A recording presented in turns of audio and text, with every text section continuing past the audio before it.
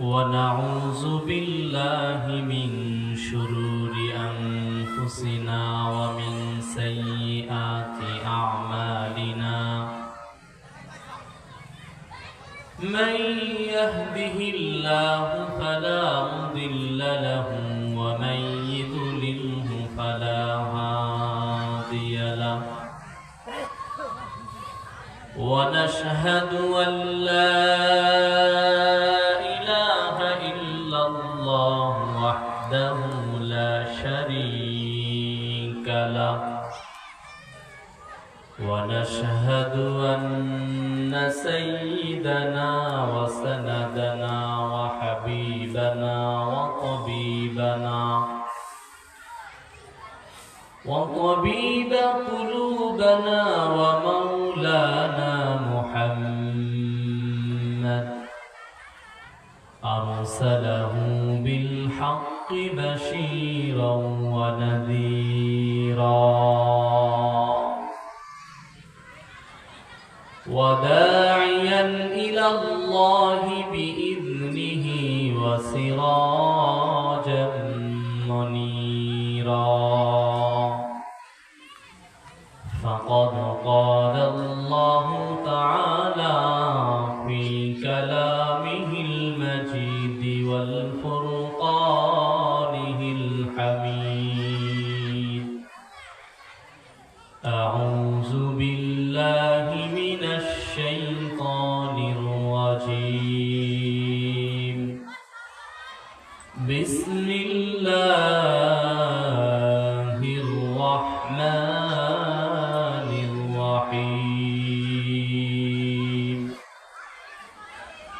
قل إن كنتم تحبون الله فاتبعوني يحببكم الله ويغفر لكم ذنوبكم والله غفور رحيم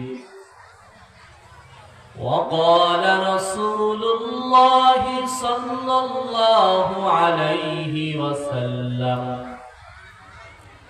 لا يؤمن أحدكم حتى أكون أحب إليه من والده وولده والناس أجمعين صدق الله المولانا العظيم وصدق رسوله النبي الكريم ونحن على ذلك من الشاهدين والشاكرين والذاكرين والحمد لله رب العالمين সকলে একটু মহব্বতের সাথে আল্লাহ তাআলার নামের জিকির করি লা ইলাহা ইল্লাল্লাহ লা ইলাহা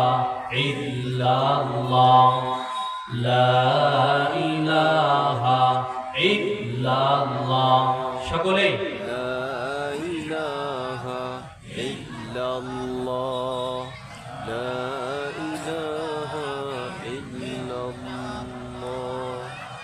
لا إله إلا الله لا إله إلا الله যার দিলে আছে আল্লাহর ভয় জিকির করেন সর্বদাই যার দিলে আছে আল্লাহর ভয় জিকির করেন সর্বদাই কোনো কিছু তার ভালো লাগে না কোনো কিছু তার ভালো লাগে না ভালো লাগে শুধু ইল্লাল্লাহ লা ইলাহা ইল্লাল্লাহ লা ইলাহা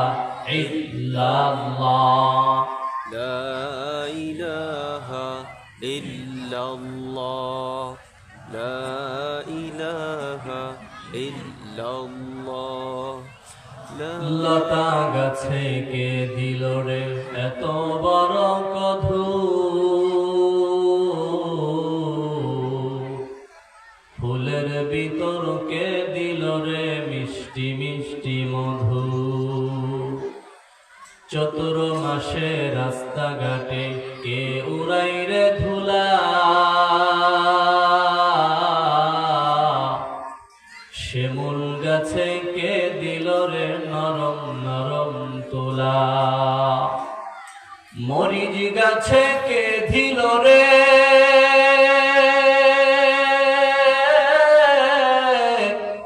মরিচ তো ঝাল, কার হুকুমে ভাদ্র মাসে পাকে গাছের তাল, চিন্তা করে দেখো মানুষ এসব আমার আল্লাহ তাআলার দান। লা ইলাহা ইল্লাল্লাহ, লা ইলাহা ইল্লাল্লাহ, لا إله إلا الله لا إله إلا الله لا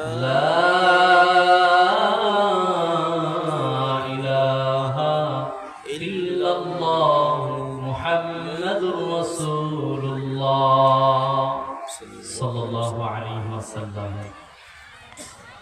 মাটিকাটা ও দাড়িপাড়া যুব সমাজের উদ্যোগে অষ্টমতম বার্ষিক ওয়াজ ও দোয়ার মাহফিলের সম্মানিত সভাপতি, আমার সামনে দূর দূরান্ত থেকে ইসলাম প্রিয় দিন প্রিয় মুসলমান ভাইও, আল্লাহ তাআলার কাছে সর্বপ্রথম শুকর গুজার করি যে আল্লাহ তাআলা আমাদেরকে এখানে আসার এবং বসার তৌফিক দান করলেন। সেই মালিকের দরবারে দিন থেকে শুকরিয়া আদায় করে বলি আলহামদুলিল্লাহ। আলহামদুলিল্লাহ। লক্ষ কোটি দুরূদ ও সালাম মানবতার কান্ডারি মুক্তির দুলালি আমার আপনার নবী, বিশ্ব নবী, মানবতার নবী জনাবে মুহাম্মদুর রাসূলুল্লাহ সকলেই পড়ি সাল্লাল্লাহু আলাইহি ওয়াসাল্লাম। আল্লাহ রাব্বুল আলামিনের বড় নিয়ামত যে আল্লাহ তাআলা আমাদেরকে এই জালিসুর রহমান বেহেশতের বাগানের মধ্যে আসার বসার, কিছু বলার কিছু শোনার তৌফিক দান করেছেন। এতে আমরা খুশি না বেজার? খুশি। কম না বেশি? বেশি। আর একবার কি বলা যাবে আলহামদুলিল্লাহ? আলহামদুলিল্লাহ। প্রশংসা করলাম কার? আল্লাহর। সবসময় প্রশংসা করব কার? আল্লাহ। সুখে দুঃখে প্রশংসা হবে কার? আল্লাহর। ওই আল্লাহ তাআলা সব সময়ের জন্য আল্লাহ তাআলার প্রশংসা করবে। আল্লাহ তাআলার নিয়ামত বা কোনো ব্যক্তি যদি নিয়ামতের শুকর আদায় করে, আল্লাহ রাব্বুল আলামিন তার নিয়ামত বৃদ্ধি করে দেন। সুবহানাল্লাহ। লা ইন শাকারতুম লা আযীদান্নাকুম ওয়া লা ইন কাফারতুম ইন্না আযাবী লাশাদীদ। আল্লাহ রাব্বুল আলামিন বলেন, দুনিয়ার কোনো মানুষ যখন আমার নিয়ামত পায়, নিয়ামত পাওয়ার পর নিয়ামতের শুকর আদায় করে, তো আমি আল্লাহ রাব্বুল আলামিন তার উপর সন্তুষ্ট হয়ে তার নিয়ামত বৃদ্ধি করে দেই। সুবহানাল্লাহ ওয়া সুবহানাল্লাহ। আর কোন ব্যক্তি যদি নিয়ামত পাওয়ার পর নিয়ামতের নাশুকর করে, শুকরিয়া আদায় করে না, তো আমি আল্লাহ তাআলা তার কাছ থেকে নিয়ামত ছিনিয়ে নিই। শুধু ছিনিয়ে নিয়ে ক্ষান্ত হন না, ইন্না আযাবী লাশাদীদ, নিশ্চয়ই কঠিন আযাবের মধ্যে গ্রেফতার করবেন। নাউযুবিল্লাহ। এজন্য সুখে দুঃখে সর্ব অবস্থায় আমরা মালিকের শুকর করব। রাজি আছেন ইনশাআল্লাহ? কখনো সুখ কখনো দুঃখ, এটা নিয়েই দুনিয়া। এই দুনিয়ার মধ্যে মানুষ স্থায়ীভাবে সুখের মধ্যে কেউ নাই। আমি বলি, আপনি বলেন, অনেক মানুষ দেখা যায় রাজ প্রাসাদের মধ্যে ঘুমায়, কিন্তু তার মনের মধ্যেও পরিপূর্ণ সুখ নেই। পরিপূর্ণ একজন মানুষের জীবনে সারা জীবন সে সুখের মধ্যে, এরকম পৃথিবীর মধ্যে কেউ নেই।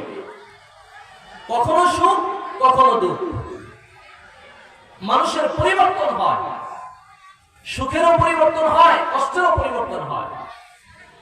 আর স্থায়ী সুখ আমরা দুনিয়ার মধ্যে তালাশ করি, এই দুনিয়ার মধ্যে স্থায়ী সুখ তালাশ করা যাবে না। কেন দুনিয়ার মধ্যে আল্লাহ তাআলা স্থায়ী সুখ রাখেন নাই। স্থায়ী সুখ তার জায়গা হচ্ছে, এটা রেখে দিয়েছেন আল্লাহ তাআলা জান্নাতের মধ্যে। কোন জায়গা? জান্নাতের মধ্যে। ওই জান্নাতে আমরা যাইতে চাই কি চাই না? চাই। সবাই কি চাই? চাই। তো আল্লাহ তাআলার বেশি বেশি শুকর করতে হবে। আর স্থায়ী কষ্ট, এই দুনিয়ার মধ্যে মানুষ স্থায়ী কষ্টের মধ্যেও নাই। সাময়িক কিছু সময়ের জন্য মানুষ কষ্ট করে, আর স্থায়ী কষ্ট আল্লাহ তাআলা রেখে দিয়েছেন জাহান্নাম। ওই জাহান্নাম থেকে আল্লাহ তাআলা আমাদের সকলকেই পানাহ দান করুক। সকলে বলে আমিন। আমিন। দুনিয়ার মধ্যে কোনো মানুষ স্থায়ীভাবে যদি সুখ তালাশ করে সেটা পাবে না।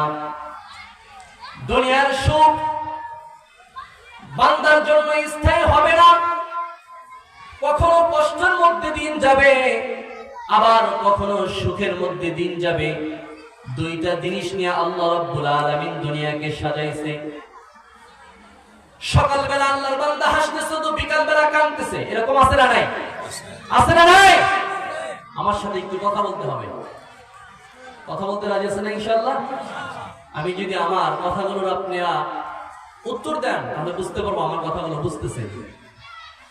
তাহলে আমার কথা বলা সহজ হবে। দেখবেন মানুষ হাঁটে, মানুষ দৌড় পারে, কিন্তু এই দুইটা হাত কিন্তু এভাবে থাকে না। মানুষ দৌড় পড়তেছে, তার সাথে সাথে হাতও দৌড় পারে, এরকম যায় কি যায় না? কিন্তু হাঁটা আর দৌড় পারা এই কাজটা কার? পায়।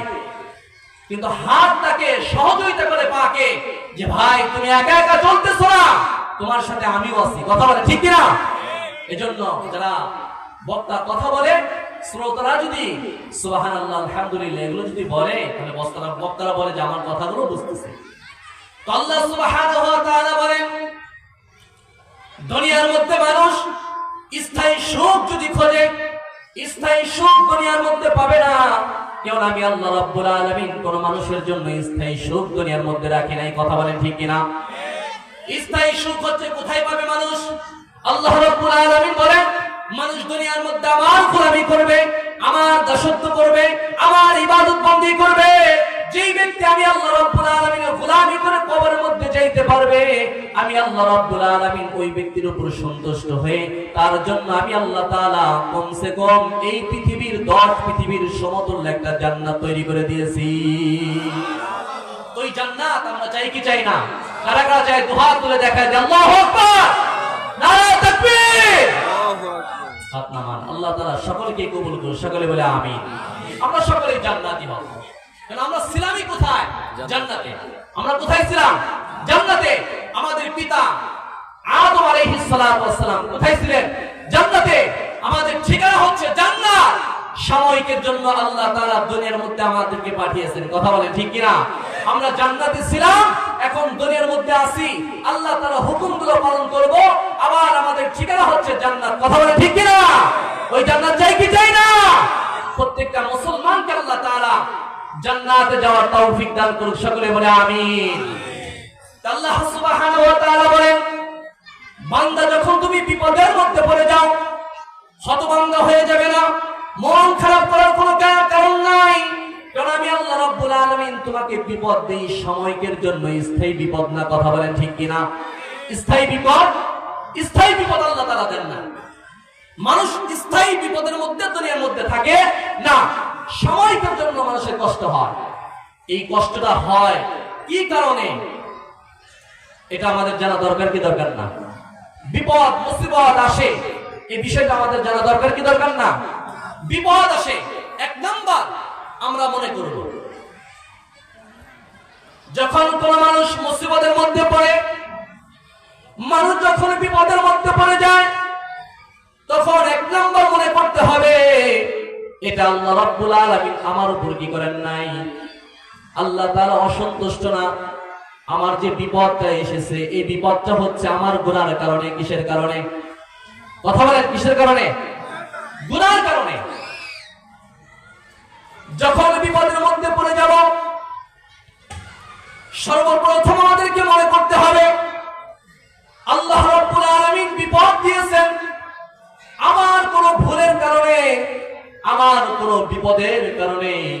দেখবেন কোন মানুষ যদি কোন অফিসে চাকরি করে, কোথাও যদি জব করে, ওই ব্যক্তি যখন চাকরিচ্যুত হয়ে যায়, চাকরিটা হারিয়ে ফেলে, ওই ব্যক্তির ভুলের কারণে। কথা বলেন ঠিক কিনা? ভুলের কারণে চাকরি হারায়। তো আল্লাহ সুবহানাহু ওয়া তাআলা বলেন, বান্দা যখন বিপদের মধ্যে তুমি পড়ে যাইবা, চিন্তিত হয়ে যায় না, মন খারাপ করার কোনো প্রয়োজন নেই। যখন মানুষ বিপদের মধ্যে পড়ে, আমার যদি বিপদ আসে, আপনার যদি বিপদ আসে, তাহলে বুঝতে হবে আল্লাহ রাব্বুল আলামিন আমাদেরকে বিপদের মধ্যে ফেলাইছে শুধু আমার গুনার কারণে। কিসের কারণে? গুনার কারণে। এক নম্বর, নিজেকে বুঝাইতে হবে আমি কোথাও ভুল করেছি, যার কারণে আল্লাহ তাআলা আমাকে বিপদের সম্মুখীন করেছে। বিপদ দিয়ে আল্লাহ তাআলা আমাকে শেষ করে দিবেন না। আল্লাহ তাআলা বিপদ দিয়ে আমাকে বুঝাইতেছে যে বান্দা, বিপদ দিলাম, তুমি সংশোধন হয়ে যাও। কথা বলে ঠিক কিনা? ঠিক। বিপদ দেয় মানুষকে সংশোধন হওয়ার জন্য। মানুষকে কি করার জন্য? সংশোধন হওয়ার জন্য।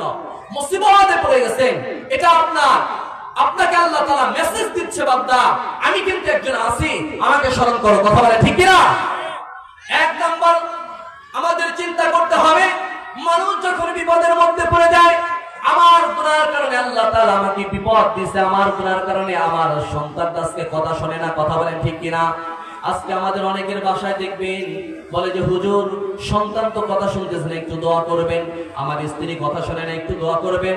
আমার ছেলের বউটা কথা শুনতেছে না, দোয়া করবেন। আমার ফ্যামিলির মধ্যে একেবারে চিন্তিত আছি, ফ্যামিলিটাকে নিয়ে, ফ্যামিলিটাকে আমি মেনটেন করতে পারতেছি না। আমার কোনো মানুষের সাথে ভালো আমার সম্পর্ক নাই। কিসের কারণে?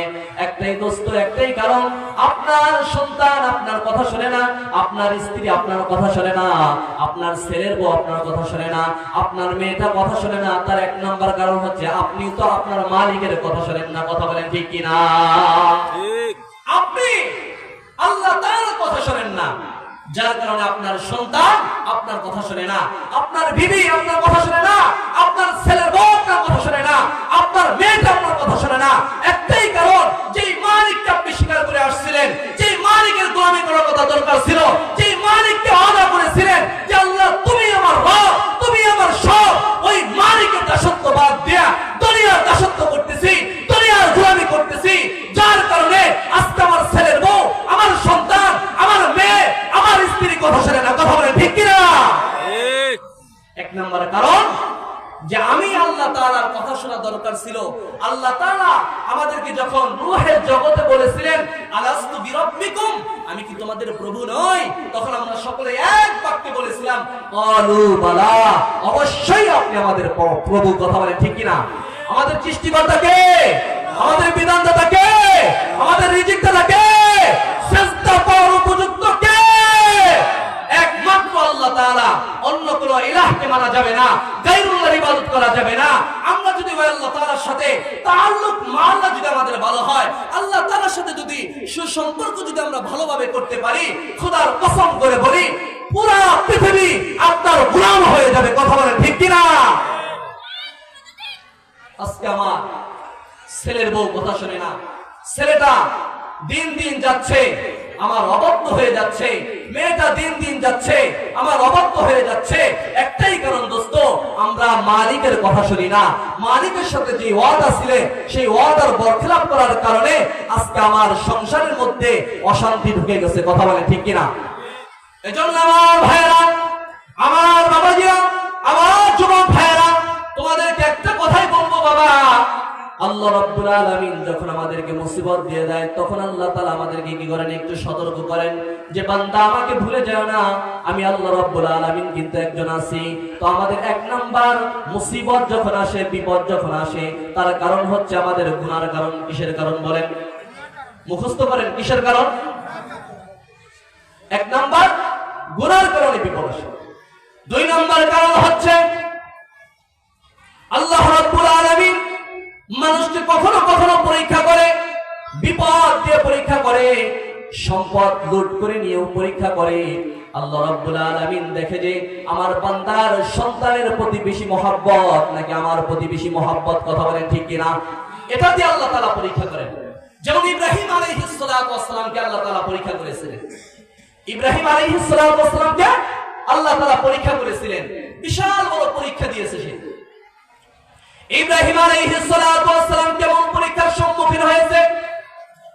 ইব্রাহিম আলাইহিস সালাতু ওয়াস সালাম নিজের সন্তান দীর্ঘদিন যাবত বৃদ্ধ বয়সে আল্লাহ রাব্বুল আলামিন একটা সন্তান দান করলেন। সে সন্তানটাকে আল্লাহ রাব্বুল আলামিন মরু প্রান্তে রেখে আসতে বললেন, সেখানে রেখে আসলো। যখন সন্তানটা একটু বড় হতে লাগলো, 8-10 বছর বয়স হয়ে গেল, তখন আল্লাহ রাব্বুল আলামিন স্বপ্নের মধ্যে দেখায়, ও ইব্রাহিম, ও আমার খলিল, ও আমার বন্ধু, আপনি আমার আল্লাহর রাস্তায় তোমার প্রিয় জিনিসকে কি করো? কুরবান করো, আমার নামে কুরবান করে দাও। ইব্রাহিম আলাইহিস সালাতু ওয়াস সালাম উট কুরবানি করলেন, দুম্বা কুরবানি করলেন।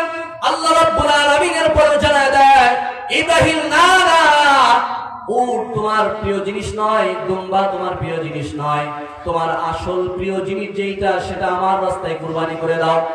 ইব্রাহিম আলাইহিস সালাতু ওয়াস সালাম যেহেতু নবী মানুষ ছিলেন, তার তো আর বোঝার কোনো বাকি নাই। আমার প্রিয় মানুষ হচ্ছে আমার কলিজার টুকরা ইসমাইল আলাইহিস সালাতু ওয়াস সালাম, কথা বলে ঠিক কিনা? ইসমাইল আলাইহিস সালাতু ওয়াস সালামকে আল্লাহর রাস্তায় কুরবানি করার জন্য যখন কাজ শুরু করে দিলেন, ছুরি চালাইতেছিলেন, এবং সময় আল্লাহ রাব্বুল আলামিন বলে, ইব্রাহিম, তোমাকে আর কি করতে হবে না, কুরবানি করতে হবে না। আমি আল্লাহ রাব্বুল আলামিন তোমার সন্তানের গলায় ছুরি ধরাইতে জন্য আমি আল্লাহ তাআলা আসি নাই। তোমার দেখতে চেয়েছি আমার মায়া তোমার প্রতি বেশি নাকি তোমার সন্তানের প্রতি বেশি, কথা বলে ঠিক কিনা? ইব্রাহিম আলাইহিস সালাতু ওয়াস সালাম পরীক্ষায় উত্তীর্ণ হয়ে গেলেন, সন্তানকে আল্লাহর রাস্তায় কুরবান করার জন্য।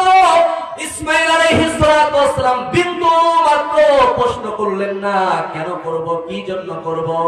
আল্লাহর রাস্তায় তাদের জীবন পর্যন্ত বিলীন করে দিয়েছে, কথা বলেন ঠিক কিনা?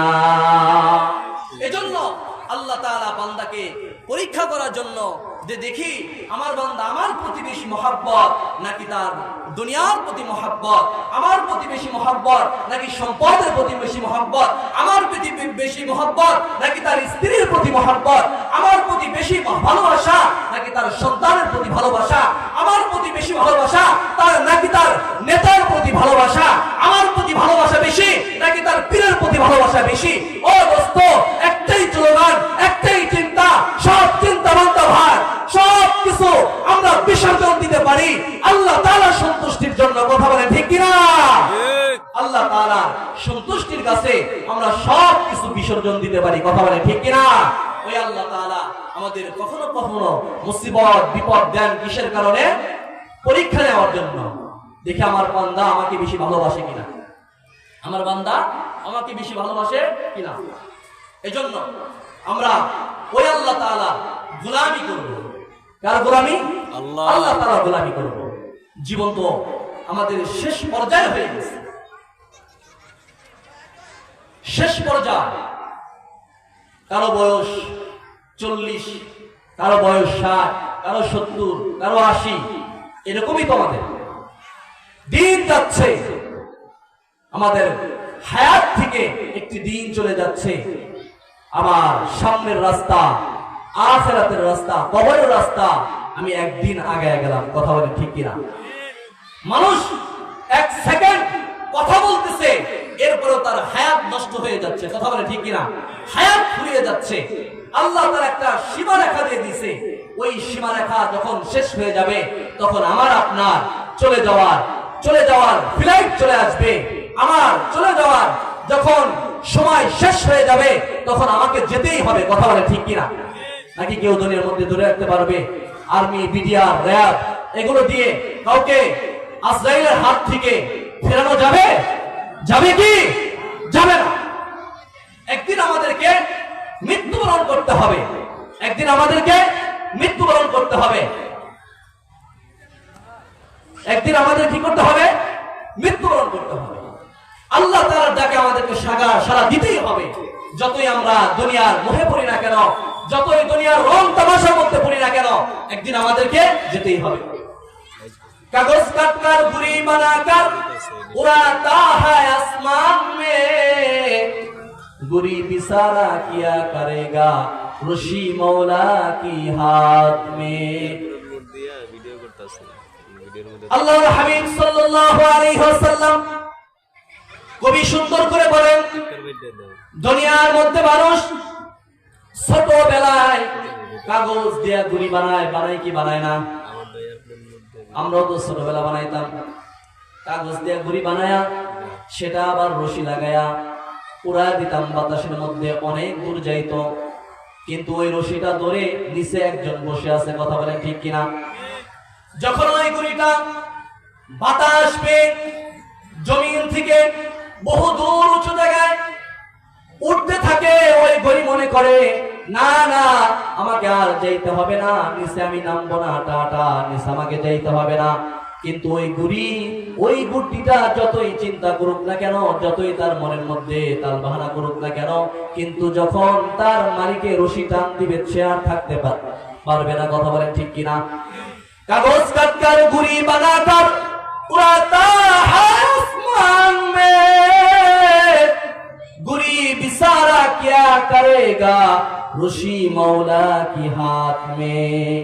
কাগজের গুড়ি বানায়া বাতাসের মধ্যে উড়ায়া দিলাম, ওই গুড়িটা যে রকম সন্ধ্যা হয়ে গেলে পারে অথচ অথবা আকাশের মধ্যে মেঘ দেখলে পারে তার মালিক রশিটা নাটাইটা পেঁচাইতে পেঁচাইতে গুড়িটা তার হাতের মুঠায় নিয়ে আসে, কথা বলেন ঠিক কিনা? ঠিক আল্লাহ রাব্বুল আলামিন তদরূপ আমাদেরকে 60-70 বছরের একটা হায়াত দিয়া দুনিয়ার মধ্যে পাঠা দিছে।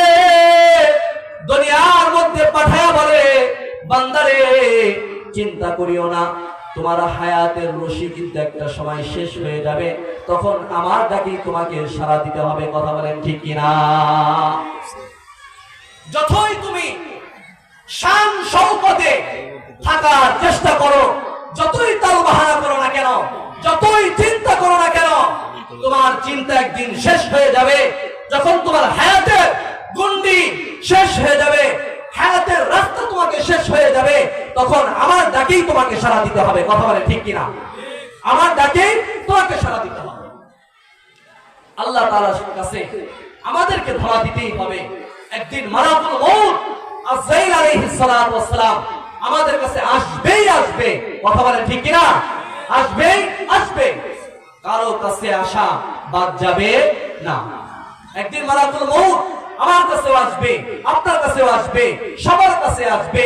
এই দু চোখ দিয়ে কত মানুষকে দেখলাম, এখন তো আর তাদেরকে দেখা যায় না, কথা বলে ঠিক কিনা?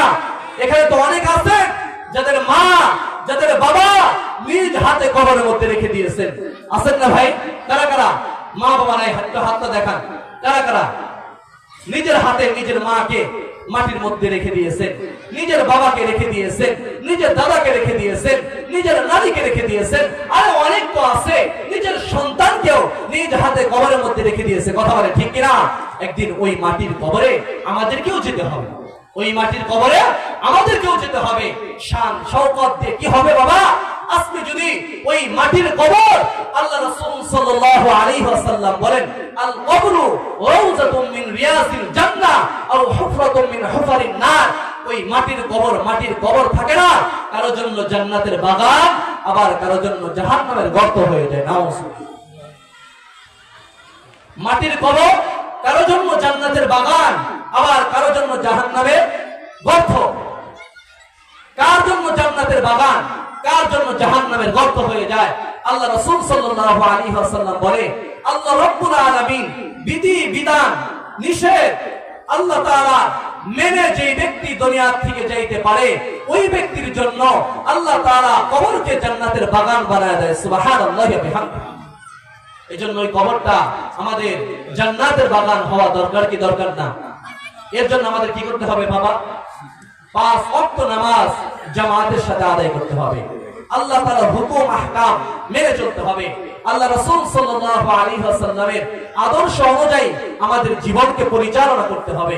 রাজি আছেন ইনশাআল্লাহ? ইনশাআল্লাহ। ওই কবরে আমাদের সবাইকে যেতে হবে, কেউ আমরা ছাড় পাবো না। বক্তা বলেন, শ্রোতা বলেন, পীর বলেন, মুরিদ বলেন, নেতা বলেন, নেত্রী বলেন, আর জনগণ বলেন, সবার কাছে একদিন আসবে। কথা বলেন ঠিক কিনা? আল্লাহর হাবিব সাল্লাল্লাহু আলাইহি ওয়াসাল্লাম, আল্লাহ রাসূল সাল্লাল্লাহু আলাইহি ওয়াসাল্লামের দেখানো পথে আমাদেরকে চলতে হবে। রাসূল সাল্লাল্লাহু আলাইহি ওয়াসাল্লাম আমাদের মডেল। আল্লাহ রাসূল সাল্লাল্লাহু আলাইহি ওয়াসাল্লামের আদর্শ আমাদের জীবনে বাস্তবায়ন করতে হবে। রাসূলের আদর্শ বাদ দিয়ে দুনিয়ার কোন মানুষের আদর্শ নিয়ে যদি আমি চলি, পরপারে কখনোই পার পাওয়া যাবে না। কথা বলেন ঠিক কিনা? ঠিক। আল্লাহ রাসূল আল্লাহ রাব্বুল আলামিন বলেন, হে নবী, আপনি দুনিয়ার মানুষদেরকে জানিয়ে দেন, যারা নাকি আমি আল্লাহ রাব্বুল আলামিনকে ভালোবাসতে চাই। কাকে? আল্লাহকে। কাকে? আল্লাহ।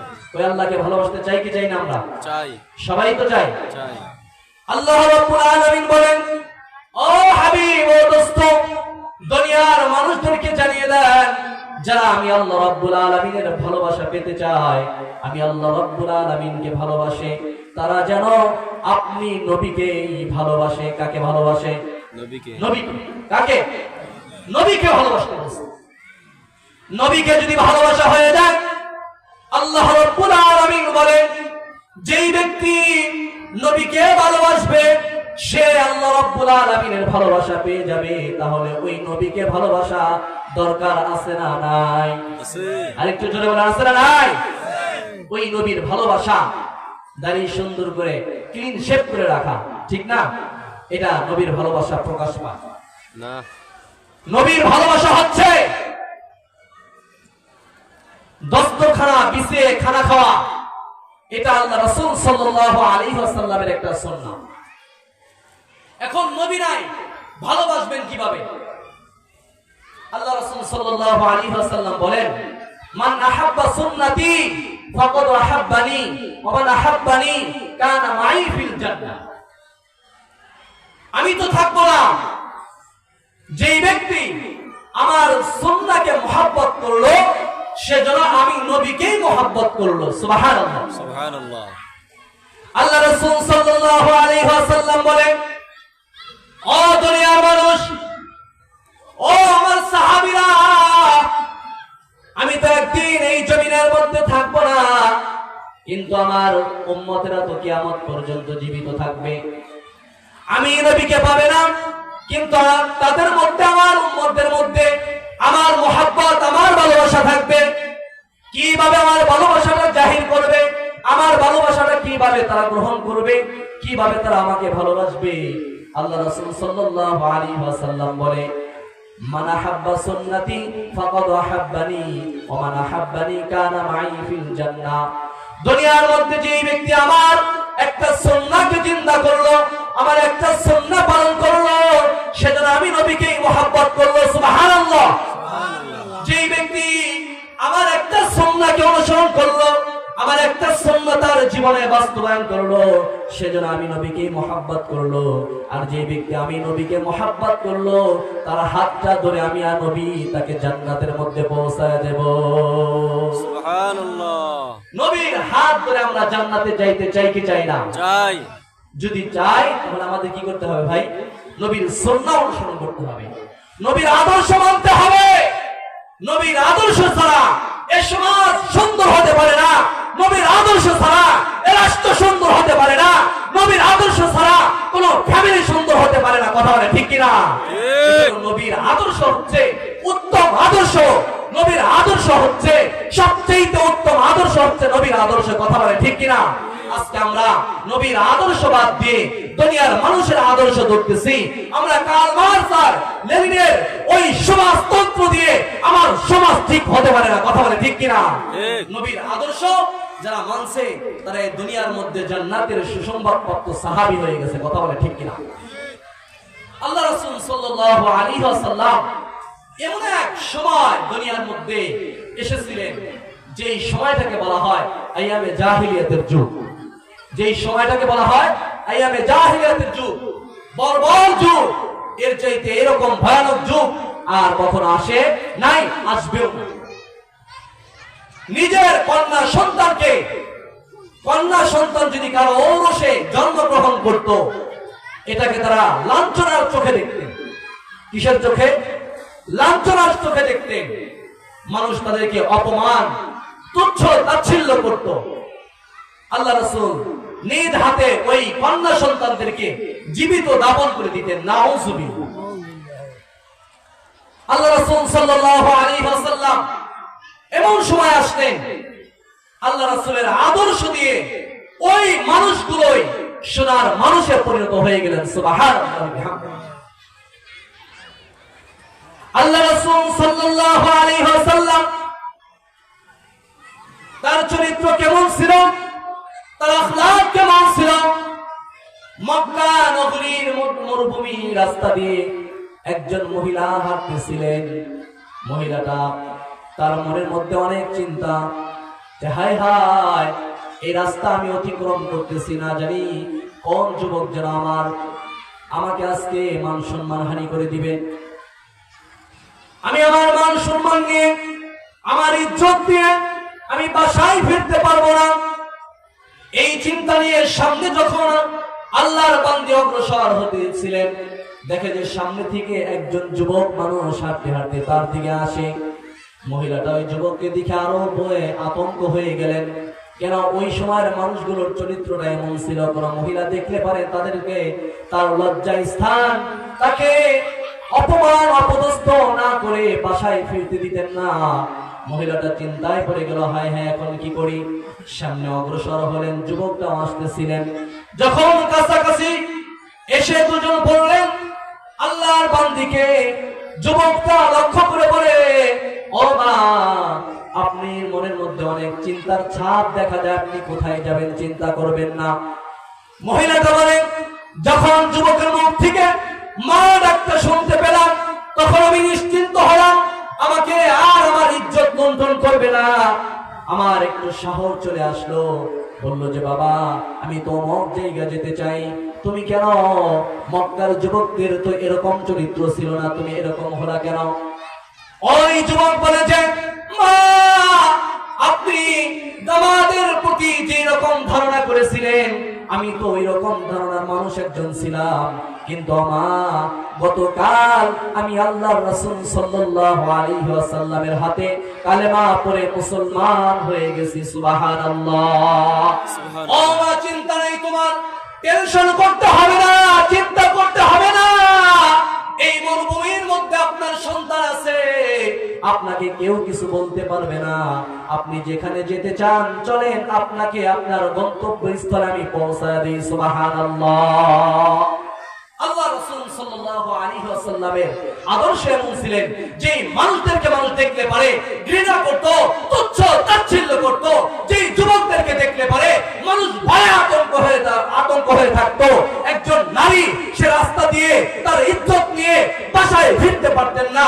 ওই সময়ের মধ্যে আল্লাহ রাসূল যখন আসলেন, আল্লাহ রাসূলের চরিত্র, আল্লাহ রাসূলের আখলাক ওই যুবকদেরকে পরিবর্তন করে দিলেন, সোনার মানুষে পরিবর্তন হয়ে গেছে। সুবহানাল্লাহি বিহামদিহি। এজন্য ওই রাসূলের আদর্শ ছাড়া কখনোই আমার সমাজে শান্তি আসতে পারে না।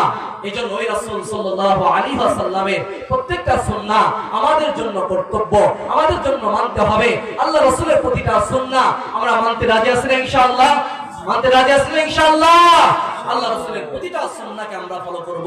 আল্লাহ রাসূল সাল্লাল্লাহু আলাইহি ওয়াসাল্লাম আমার আপনার জন্য কত ত্যাগ করছেন, কত কষ্ট করছেন, কত পরিশ্রম করছেন। আল্লাহু আকবার, আল্লাহু আকবার। আম্মাদার আয়েশা সিদ্দিকা রাদিয়াল্লাহু তাআলা আনহা একদিন রাসূল সাল্লাল্লাহু আলাইহি ওয়াসাল্লামের শরীর মুবারক হাতায় দিয়েছিলেন, আর বসন্তর রোগ হয়ে পারে শরীরের মধ্যে যে রকম গোটার চিহ্ন দেখা যায়, ওই রকম গোটার চিহ্ন দেখা যাচ্ছিল।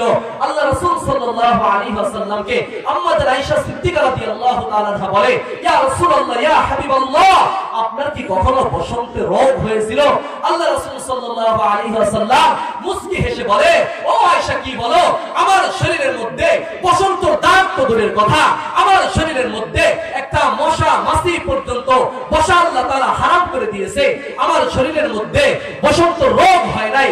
ও আয়েশা আল্লাহ রাসূলকে বলে, ইয়া রাসূলুল্লাহ, আপনার শরীরের মধ্যে বসন্ত গোটার দাগ দেখা যায়, এটা কোথায় থেকে আসলো?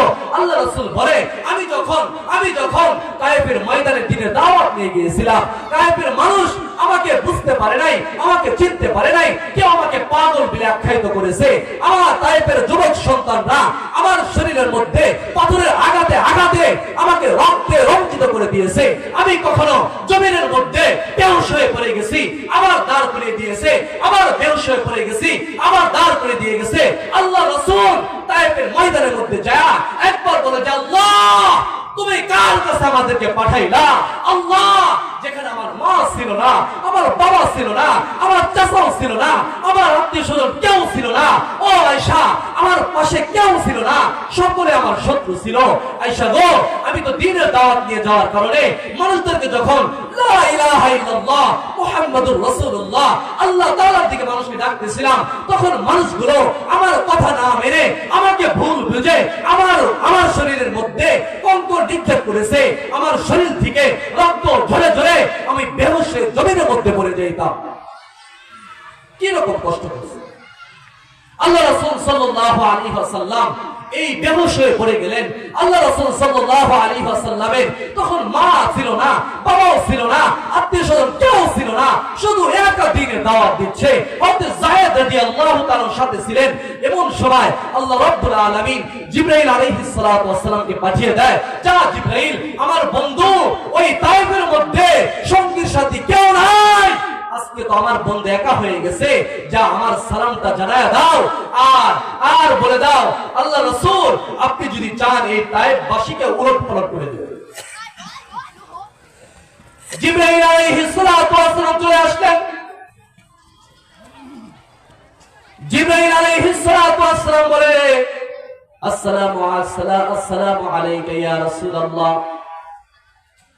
আল্লাহ রাব্বুল আলামিন আপনাকে সালাম জানিয়েছে, আর আল্লাহ রাব্বুল আলামিন জানতে চেয়েছে আপনি যদি একটু অনুমতি দেন, এই পুরা তায়েফবাসী আপনাকে যে রকম অত্যাচার করেছে, আপনার উপর যে রকম জুলুম করেছে, আপনি যদি একটু অনুমতি দেন তায়েফবাসীকে উলট করে দেব, চাপা দিয়ে ধ্বংস করে দেব।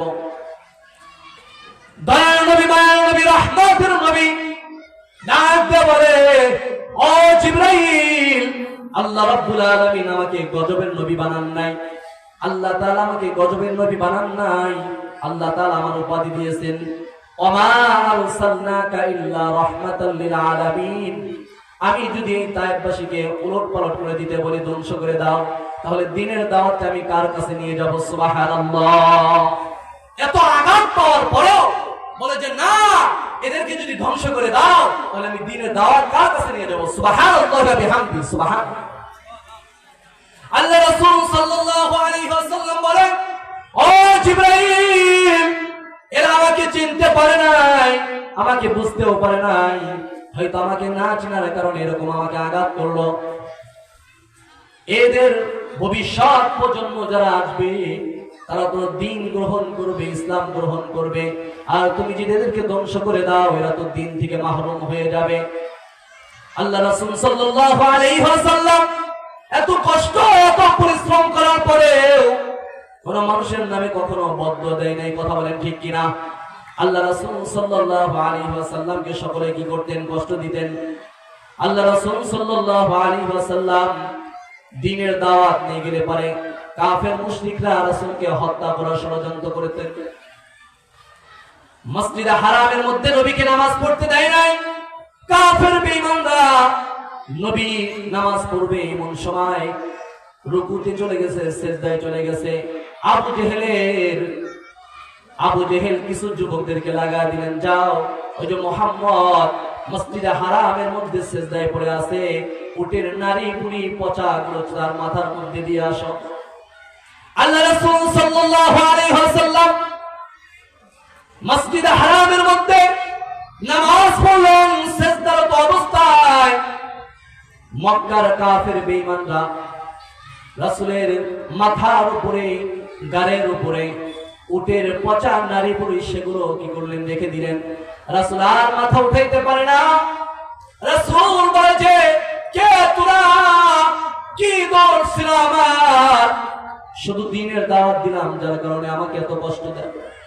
ফাতেমা রাদিয়াল্লাহু তাআলা আনহা দৌড়ায় এসেই দেখে যে এরকম করুণ অবস্থা। ফাতেমা রাদিয়াল্লাহু তাআলা আনহা বলে, ও কাফের গোষ্ঠীরা, কি দোষ ছিল আমার বাবার? আমার বাবার মা নাই, আমার বাবার বাবাও নাই। আল্লাহ রাসূল সাল্লাল্লাহু আলাইহি ওয়াসাল্লামকে শ্বাসরুদ্ধ করে হত্যা করার চেষ্টা করলেন। এরপরে রাসূল কখনোই মানুষকে কি করে নাই, অভিশাপ দেন নাই। রাসূল কখনো মানুষদের জন্য কি করে নাই, বদদোয়া করে নাই। এত কষ্ট, এত নির্যাতন সহ্য করেও কখনো মানুষদের কি করে নাই, লানত করে নাই, অভিশাপ দেয় নাই। এমন একজন রাসূল, ওই রাসূলের আদর্শ যদি আমার জীবনে বাস্তবায়ন করতে পারি, এই দুনিয়ার মধ্য থেকেও ওই সাহাবীদের মতো আমরা হয়ে যাব। কথা বলেন ঠিক কিনা? সেই রাসূলের আদর্শবাদ দিয়া আমরা দুনিয়ার মানুষের আদর্শ নিয়ে ঘুরতেছি। কথা বলেন ঠিক কিনা? এই জন্য ওই রাসূলের আদর্শ পালন করা দরকার আছে না নাই? আল্লাহ রাসূলকে সর্বোচ্চ ভালোবাসা দরকার। কথা বলেন ঠিক কিনা? সাহাবীরা তাদের জীবন দিয়ে রাসূলকে ভালোবাসতেন, রাসূলকে তাদের জীবন দিয়ে ভালোবাসতেন। কিন্তু আজকে আমরা রাসূলকে আমাদের জীবন দিয়ে তো ভালোবাসা দূরের কথা, একটা সুন্নাহ এটাই আমরা মানতে পারি না, এটা আমরা গ্রহণ করতে পারি না। আল্লাহ রাসূল সাল্লাল্লাহু আলাইহি ওয়াসাল্লাম বলেন, লা ইউমিনু আহাদুকুম হাত্তা আকুনা হাব্বা ইলাইহি মিন ওয়ালিদিহি ওয়া ওয়ালাদিহি ওয়ান নাসি আজমাইন। তোমরা ততক্ষণ পর্যন্ত পরিপূর্ণ মুমিন হতে পারবে না যতক্ষণ পর্যন্ত আমি নবীকে তোমাদের সন্তান সন্ততি, মা বাবা, সম্পদ এবং কি নিজের জীবনের চাইতে বেশি মহব্বত না করো। তাহলে আমাদের নিজেদের জীবনের চাইতে নবীকে বেশি মহব্বত করতে হবে। রাজি আছেন ইনশাআল্লাহ? ওই আল্লাহ রাসূল সাল্লাল্লাহু আলাইহি ওয়াসাল্লামকে মহব্বতের মাধ্যমে চাই, সেটা হচ্ছে রাসূলের আদর্শ আমাদের জীবনে বাস্তবায়ন করা দরকার। কথা বলেন ঠিক কিনা? রাসূলের আদর্শ আমাদের জীবনে বাস্তবায়ন করা দরকার। রাসূলকে ভালোবাসতেন সাহাবীরা, রাসূলকে ভালোবাসতেন সাহাবীরা, তাদের সর্বোচ্চ ত্যাগ স্বীকার করছেন, রাসূলের জন্য জীবন দিয়েছেন, রাসূলের জন্য রক্ত দিয়েছেন। এখন তো আমাদের জীবন দিতেও হয় না, রক্ত দিতেও হয় না, একটা সুন্নাহ মানলে পরে হয়ে যায়। আল্লাহ রাসূল সাল্লাল্লাহু আলাইহি ওয়াসাল্লাম মক্কা নগরীর মধ্যে যখন রাসূলের উপর নির্যাতন বেড়ে চলতেছিল, আল্লাহ রাব্বুল আলামিন জানিয়ে দিলেন, হাবিব, মক্কা ছেড়ে তুমি মদিনায় হিজরত করো। আল্লাহ রাসূল সাল্লাল্লাহু আলাইহি ওয়াসাল্লাম এই কথাটা আবু বকর সিদ্দিক রাদিয়াল্লাহু তাআলাকে বললেন, ও আবু বকর সিদ্দিক, আল্লাহ তাআলা অচিরে আমাদেরকে কি করতে হবে, মক্কা ছেড়ে মদিনায় আমাদেরকে হিজরত করতে হবে, তুমি আমার সঙ্গী হবা। সুবহানাল্লাহ। আবু বকর সিদ্দিক রাদিয়াল্লাহু তাআলাকে হিজরতের সাথী বানালেন। কিছুদিন পর আল্লাহ রাসূল সাল্লাল্লাহু আলাইহি ওয়াসাল্লাম আবু বকর সিদ্দিক রাদিয়াল্লাহু তাআলার বাসায় গভীর রজনীর মধ্যে উপস্থিত হয়ে গেলেন, সালাম দিলেন, আসসালামু আলাইকুম। সালাম দেওয়ার সঙ্গে সঙ্গে আবু বকর সিদ্দিক রাদিয়াল্লাহু তাআলা দরজাটা খুলে দিলেন। রাসূল সাল্লাল্লাহু আলাইহি ওয়াসাল্লাম বললেন, যাও বকর, অনেকদিন আগে তোমাকে বলেছি আমার হিজরতের সাথী তুমি হইবা, তুমি কি রাত্রে বেলা ঘুমাও না? আবু বকর কেমন রাসূলের প্রতি ভালোবাসার মহব্বত ছিল। আবু বকর সিদ্দিক রাদিয়াল্লাহু তাআলা বলেন, ইয়া রাসূলুল্লাহ, ইয়া হাবিবাল্লাহ, মক্কা নগরীর মধ্যে আপনার তো শত্রুর অভাব নাই। আপনি যেদিন আমাকে বলেছেন আপনার হিজরতের সঙ্গে আমি হব, ওই দিন থেকে খোদার কসম করে বলি আমার পিঠ কোনোদিন বিছানায় আমি লাগাই নাই। সুবহানাল্লাহ।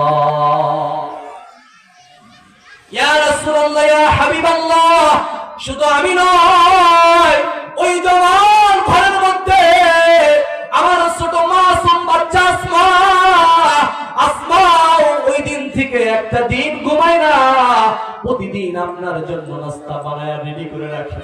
ইয়া রাসূলুল্লাহ, আমি জানি মক্কা নগরীর মধ্যে আপনার মা নাই, আপনার বাবা নাই, চতুর্দিকে আপনার শত্রু, আপনি যদি আমার বাসায় এসে বারবার আমাকে আবু বকর করে ডাকেন, আর যদি আমি যদি ঘুমায় যায়, আমার ঘুম ভাঙতে যদি দেরি হয়, আর পাশে থেকে যদি কোনো কাফের বেঈমানরা যদি আপনাকে আক্রমণ করে, আল্লাহ রাব্বুল আলামিনের কাছে আমি কেমনে মুখ দেখাবো? সুবহানাল্লাহ বিহামদিহি। কেমন মহব্বত! ইয়া রাসূলুল্লাহ, ইয়া হাবিবাল্লাহ, চলেন যাই, আর দেরি করবেন না। আল্লাহ রাসূল সাল্লাল্লাহু আলাইহি ওয়াসাল্লাম আবু বকর সিদ্দিককে নিয়ে রওনা করলেন হিজরতের সাথে। আবু বকর সিদ্দিক রাদিয়াল্লাহু তাআলা রাস্তা দিয়ে হাঁটে। একবার রাস্তার আল্লাহ রাসূল সাল্লাল্লাহু আলাইহি ওয়াসাল্লামের একবার ডাইনে যায়, আবার বামে যায়, আবার পিছনে আসে, আবার সামনে আসে। আল্লাহ রাসূল সাল্লাল্লাহু আলাইহি ওয়াসাল্লাম আবু বকরকে জিজ্ঞাসা করে, ও আবু বকর, বুঝলাম না তুমি এমন পাগলামি করো কেন? আবু বকর সিদ্দিক রাদিয়াল্লাহু তাআলা বলে, ইয়া রাসূলুল্লাহ, ইয়া হাবিবাল্লাহ, আপনার সঙ্গী তো শুধু আমি আছে, আর কেউ নাই গো ইয়া রাসূলুল্লাহ। আমি যখন ডাইনে আপনার ডান পাশে হাঁটতে থাকি, আমার মনদার মধ্যে কয় না জানি আমার রাসূলকে কাফের বেঈমানেরা বাম পাশ থেকে কি করবে, আঘাত করবে, আমার রাসূলকে তীর নিক্ষেপ করবে। আবার আমি লাফতে যখন বাম পাশে চলে যাই, আবার আমার মনটাই কেমন যেন কয়, কে যেন আধার রজনীতে ওই যে পাহাড়ের পাদদেশ থেকে আমার রাসূলকে সামনে থেকে কি করবে, তীর নিক্ষেপ করবে। আবার আমি লাফ দিয়ে সামনে চলে যাই, আবার যখন আমি সামনে আপনার হাঁটতে থাকি, আবার আমি লাফ দিয়ে পিছনে চলে আসি।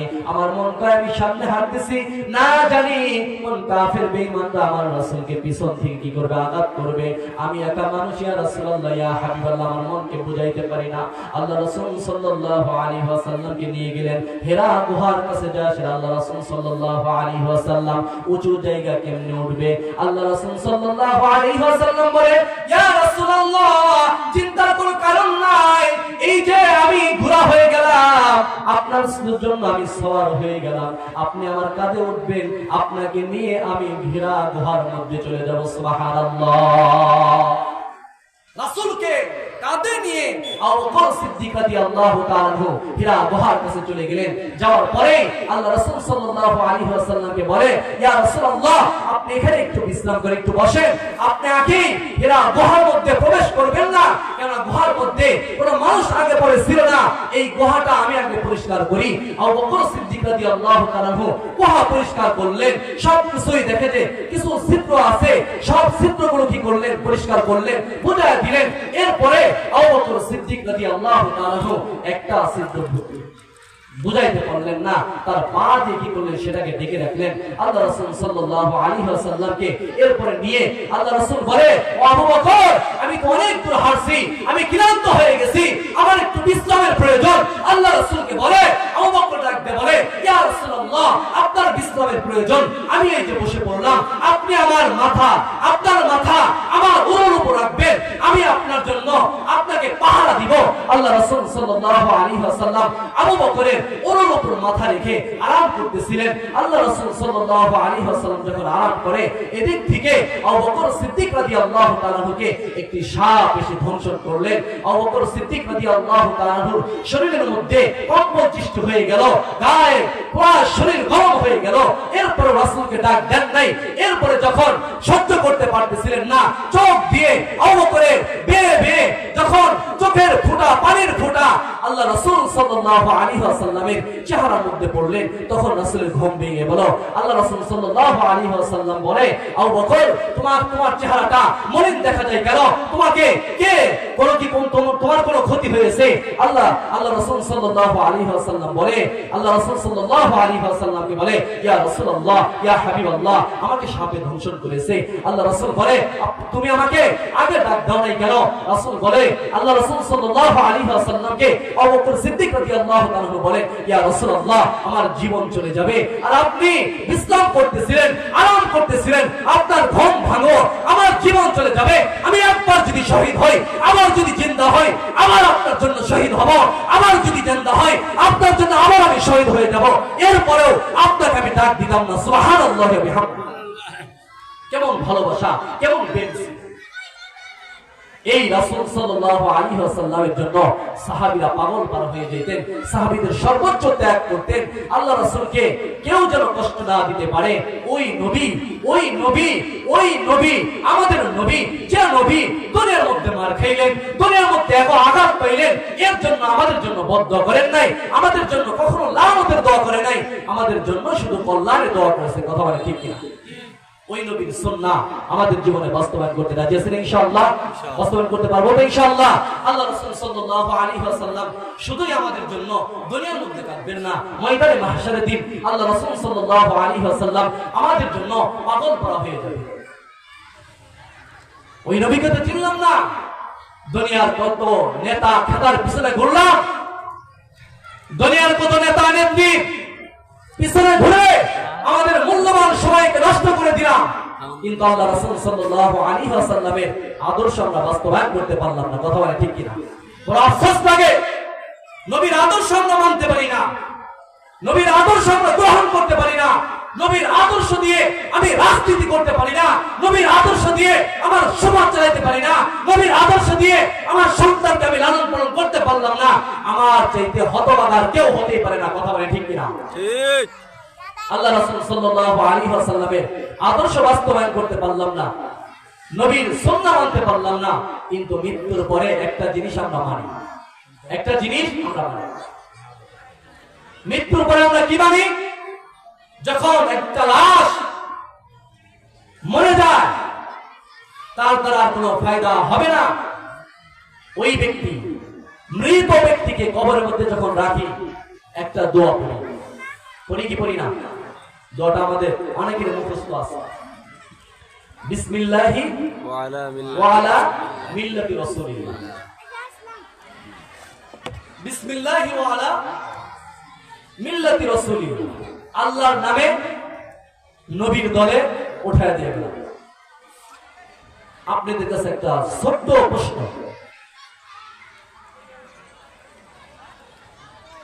সঠিক উত্তর দিবেন। আপনি সারাদিন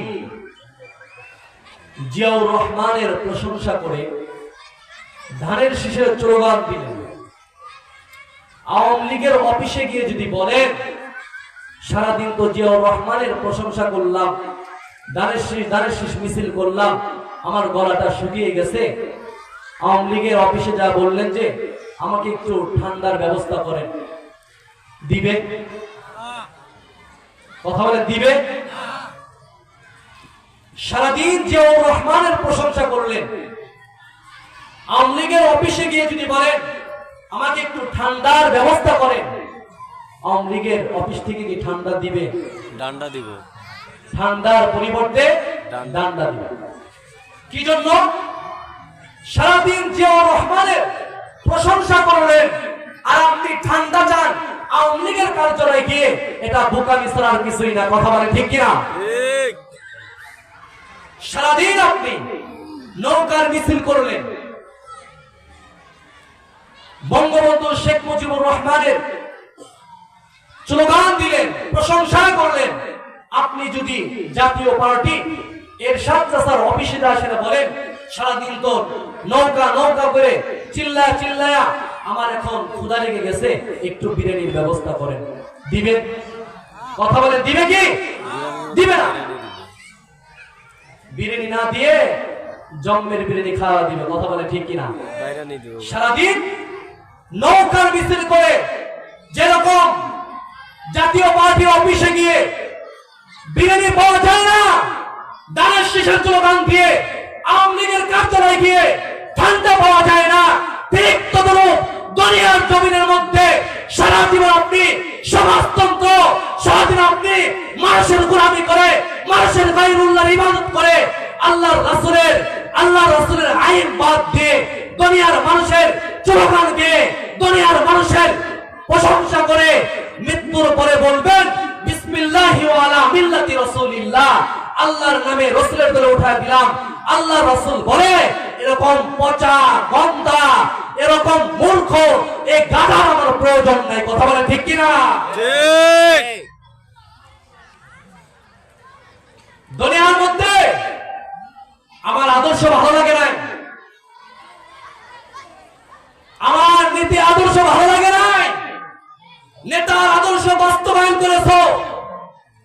বিসমিল্লাহি ওয়া আলা মিল্লাতি রাসূলিল্লাহ, তোমার মতো পচা গন্ধা এই গাধার আমার কোনো প্রয়োজন নাই। সেখানে যদি আমরা আল্লাহর রাসূলের আল্লাহর নবী রাসূলের দলে উঠায়া দিলাম, দুনিয়ার মধ্যে যেরকম এরকম হয় না, ওই কবরের মধ্যে ওটাও হবে না। ঠিক। প্রশংসা যার করব তার কাছ থেকে বিরিয়ানি আদায় করতে হবে, ঠিক কিনা? এই জন্য ওই রাসূলের আদর্শ আমাদের জীবনে বাস্তবায়ন করতে হবে। রাসূলের আদর্শ ছাড়া পার পাওয়া যাবে না। এই জন্য রাসূলকে ভালোবাসা, রাসূলকে মহব্বত করা, এটা আমাদের ঈমানের জায়গা। ঈমান, রাসূলকে মহব্বত করা হচ্ছে ঈমান, ঈমানের অংশ। বিন্দু মাত্র যদি রাসূলের প্রতি ভালোবাসা, অনীহা যদি সৃষ্টি হয়, ক্ষোভ যদি সৃষ্টি হয়, ওই ব্যক্তির ঈমান থাকে না। কথা বলে ঠিক কিনা? ঈমান থাকে না। রাসূলের আদর্শ বাদ দিয়ে দুনিয়ার মানুষের নেতা নেত্রীর আদর্শ আমরা গ্রহণ করি। এই আদর্শ দিয়ে আজও মানুষ সফলতা হতে পারে নাই, আজও সমাজ পরিবর্তন হয় নাই, আগেও হয় নাই, এখনো হবে না, ভবিষ্যতেও হবে না। কথা বলে ঠিক কিনা? সমাজ যদি করতে হয়,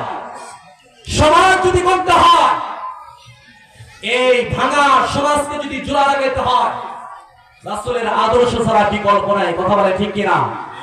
রাসূলের আদর্শ ছাড়া বিকল্প নাই। এজন্য ওই রাসূলের আদর্শ আমাদের জীবনে বাস্তবায়ন করতে রাজি আছি ইনশাআল্লাহ। বলতেছিলাম যে আল্লাহ রাসূল সাল্লাল্লাহু আলাইহি ওয়াসাল্লাম শুধু দুনিয়ার মধ্যে আমাদের জন্য কষ্ট করছেন তা নয়, ময়দানে মাহশারের দিন আল্লাহ রাসূল পেরেশান হয়ে যাবে তার উম্মতের জন্য। দুনিয়ার মধ্যে মানুষ বিপদে পড়লে পরে একজন আরেকজনের কাছে আগে যায় না, ময়দানে মাহশারের দিন কি অবস্থা হবে তাহলে বলে? এজন্য আমার ভাইরা, ওই রাসূলের আদর্শ আমাদের জীবনে বাস্তবায়ন করতে হবে। আল্লাহ রাব্বুল আলামিনের প্রতিটা হুকুম মানতে হবে। 5 ওয়াক্ত নামাজ, আল্লাহ রাব্বুল আলামিনের বিধানগুলো আমাদের অনুসরণ করতে হবে, মানতে হবে। রাজি আছি ইনশাআল্লাহ। ইনশাআল্লাহ। আর বলো ইনশাআল্লাহ। ইনশাআল্লাহ। আল্লাহ রাসূল সাল্লাল্লাহু আলাইহি ওয়াসাল্লামের সুন্নাহ আমাদের জীবনে বাস্তবায়ন করব। ময়দানে মাহশারের দিন কেমন পরিস্থিতি হয়ে যাবে, মানুষগুলো নাফসি নাফসি বলতে থাকবে, মানুষগুলো সকলে হাহাকার হয়ে যাবে, মানুষ তৃষ্ণার্ত অবস্থায়, মানুষ কাতর হয়ে যাবে, মানুষ অসহায় অবস্থায়। ময়দানে মাহশারের দিন সন্তান তার মায়ের পরিচয় দিবে না, মা তার সন্তানের পরিচয় দিবে না, ভাই তার ভাইয়ের পরিচয় দিবে না। আল্লাহ রাব্বুল আলামিন বলেন, ইয়াউমা ইয়াফিরুল মারউ মিন আখিহি, সেদিন তার ভাই ভাইকে চিনবে না। ময়দানে মাহশারের দিন ভাই ভাই পরিচয় দিবে না। ওয়া উম্মিহি ওয়া আবি, সেদিন তার বাবা তার সন্তানের পরিচয় নিবে না, সন্তান তার মায়ের পরিচয় নিবে না। সাহিবাতি ওয়া বানি, সেদিন একটা নেকের জন্য শুধু দৌড়াইতে থাকবে, মা আমার জন্য এত কষ্ট করলেন, এত পরিশ্রম করলেন, একটা নেকি দিয়ে দেন, আমি জান্নাতের মধ্যে চলে যাই। সেদিন ওই মা বলবে যে দুনিয়ার মধ্যে আমি সন্তান প্রসব করি নাই। বাবা সেদিন বলবে যে ও বাবা, আমার জন্য এত কষ্ট করলেন, এত পরিশ্রম করলেন, দেশের বাড়ি দেশের মায়া ত্যাগ করে বিদেশের বাড়িতে থাকলেন, আমার ভবিষ্যতের চিন্তা করে আজকে আমি একটা নেকির জন্য জান্নাতের মধ্যে যাইতে পারতেছি না, একটা নেকি দিয়ে দাও। সেদিন বাবা বলবে যে দুনিয়ার মধ্যে আমি কোনো বিবাহ শাদী করি নাই। সেদিন বন্ধুর কাছে চলে যাবে, দোস্ত তোমার জন্য কত পরিশ্রম করলাম, ও নেতাজি তোমার জন্য জেল খাটলাম, মার খাইলাম, কত কিছু করলাম, একটা নেকি দিয়ে দেন, একটা নেকির জন্য আমি জান্নাতের মধ্যে যাইতে পারতেছি না। সেদিন কোনো মানুষ তার ডাকে সাড়া দিবে না। আল্লাহ রাসূল সকল মানুষ কি করবে, চিন্তায় পড়ে যাবে। আদম আলাইহিস সালাতু ওয়াস সালামের কাছে যাবে, আদম আলাইহিস সালাতু ওয়াস সালাম বলবে যে না না, আল্লাহ রাব্বুল আলামিন যেরকম ক্রোধ আর রাগান্বিত অবস্থায় আছে, আমি তো আল্লাহ রাব্বুল আলামিনের কাছে যাইতে পারবো না, কোনো কথা বলতে পারবো না, তোমরা যাও নূহ আলাইহিস সালাতু ওয়াস সালামের কাছে মানুষ চলে যাবে। নূহ আলাইহিস সালাতু ওয়াস সালাম বলবে যে না না, আজকে তো আমি আল্লাহ রাব্বুল আলামিনের কাছে কোনো দরখাস্ত করতে পারবো না, কারণ আমার উম্মতগুলো এতটাই নিষ্ঠুর ছিল যে তাদেরকে আমি তাদের জন্য আমি বদদোয়া করেছিলাম, তাদেরকে আল্লাহ তাআলা ধ্বংস করে দিয়েছে। নূহ আলাইহিস সালাতু ওয়াস সালাম বলবে যে আমি পারবো না। ইব্রাহিম আলাইহিস সালাতু ওয়াস সালামের কাছে যাবে। ইব্রাহিম আলাইহিস সালাতু ওয়াস সালাম বলবে যে না আমিও পারবো না। মুসা আলাইহিস সালাতু ওয়াস সালামের কাছে যাবে। মুসা আলাইহিস সালাতু ওয়াস সালাম বলবে যে না আজকে আমি আল্লাহ তাআলার সাথে কোনো কথা বলতে পারবো না। যাও তোমরা ঈসা আলাইহিস সালাতু ওয়াস সালামের কাছে যাও। ঈসা আলাইহিস সালাতু ওয়াস সালামের কাছে যাবে। ঈসা আলাইহিস সালাতু ওয়াস সালাম বলবে যে না আমি আল্লাহ তাআলার কাছে কথা বলতে পারবো না, কারণ আমার কওমের মানুষগুলো আমাকে আল্লাহ তাআলার সন্তান বলেছিল। ও আজকে তো আমি আল্লাহ তাআলার সাথে কোনো কথা বলতে পারবো না, একটা পরামর্শ দিতে পারি, চলো যাই আমরা, আজকে একজন মানুষ কথা বলতে পারবে, তিনি হচ্ছে আমাদের নবী জনাবে মুহাম্মদুর রাসূলুল্লাহ সাল্লাল্লাহু আলাইহি ওয়াসাল্লাম। ওই ময়দানে হাসরের দিন সকলে নফসি নফসি বলতে থাকবে, একজন মানুষের কথা শুধু ভিন্ন থাকবে। সেদিন আল্লাহ রাসূল সাল্লাল্লাহু আলাইহি ওয়াসাল্লাম আল্লাহ রাব্বুল আলামিনের আরশের নিচে সিজদায় পড়ে কান্না করতে থাকবে, কান্না করবে ইয়া উম্মতি ইয়া উম্মতি। আল্লাহ রাসূল সাল্লাল্লাহু আলাইহি ওয়াসাল্লামকে আল্লাহ রাব্বুল আলামিন বলবে বন্ধু মাথা উঠান, দুনিয়ার মধ্যে আপনাকে অনেক কান্না করেছি, আর আপনার কান্না করতে হবে না, আপনি দুনিয়ার মধ্যে অনেক কষ্ট করেছেন, আপনাকে আর কষ্ট দিতে চাই না। আল্লাহ রাসূল সাল্লাল্লাহু আলাইহি ওয়াসাল্লাম বলে আল্লাহ গো, ততক্ষণ পর্যন্ত আপনার প্রতি আমি সন্তুষ্ট হবে না যতক্ষণ পর্যন্ত আমার একজন গুনাহগার উম্মত জান্নাত জাহান্নামের মধ্যে থাকবে, ততক্ষণ পর্যন্ত আমি আপনার উপর সন্তুষ্ট হব না। সুবহানাল্লাহ। আল্লাহ রাসূল সাল্লাল্লাহু আলাইহি ওয়াসাল্লামকে আল্লাহ রাব্বুল আলামিন বলবে হাবিব চিন্তা করার প্রয়োজন নাই, আপনাকে আজকে আমি খুশি করাই ছাড়ব। সুবহানাল্লাহ। আল্লাহ রাব্বুল আলামিন বলবে হাবিব দুনিয়ার মধ্যে আপনি অনেক কষ্ট করেছেন, আজকে আপনাকে আমি খুশি করাইতে চাই, আপনি যা চাইবেন আমি তাই দিতে রাজি। সুবহানাল্লাহ। ওই দিন আল্লাহর হাবিব সাল্লাল্লাহু আলাইহি ওয়াসাল্লাম আমার আপনার জন্য পাগল করা হয়ে যাবে। আল্লাহ রাসূল সাল্লাল্লাহু আলাইহি ওয়াসাল্লাম আমাদেরকে কিভাবে কি করবেন চিনবেন।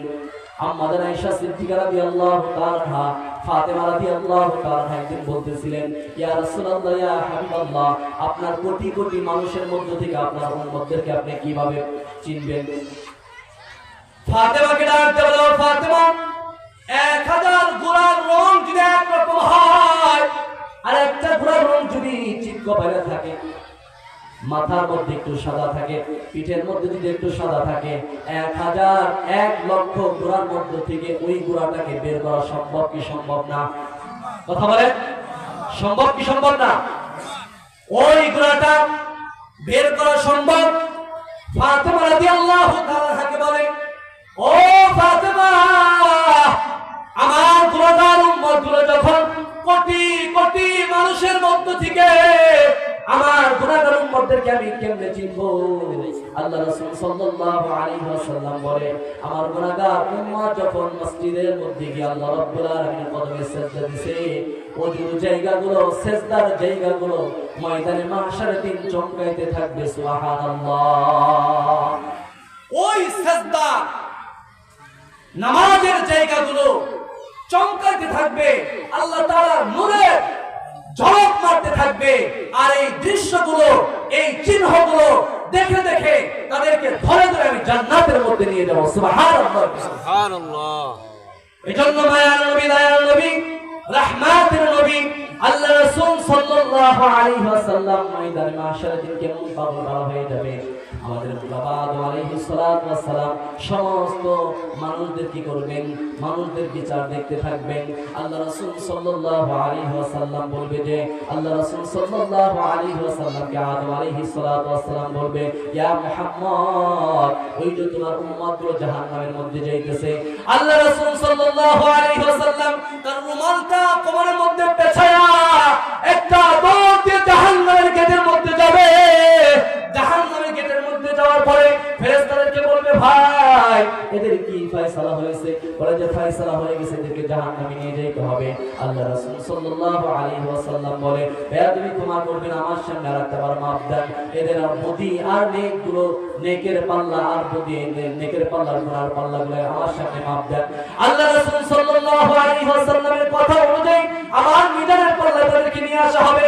মিজানের পাল্লা যখন মাপা হবে, দেখবে যে হায় আমার উম্মত একেবারে গরীব ছিল।